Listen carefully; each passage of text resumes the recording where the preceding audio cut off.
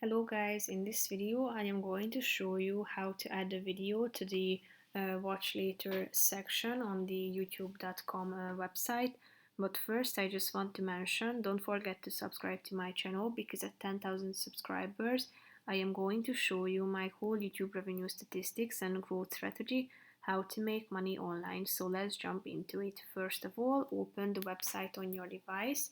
Go to your homepage and select the video you would like to add to the save later section.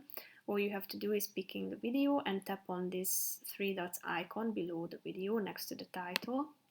And here you can see this save to watch later, which is the second button, so tap on it. And as you can see here in the left side corner down below, it has been saved, so you can check it out if you tap on the watch later section in the left side column of the screen. So tap on it, and here you can find this section where you can see the items added to the watch later section, so you will be able to find them if you would like to watch them. If you want to remove it from this list, click on the three dots icon below the video, and here you can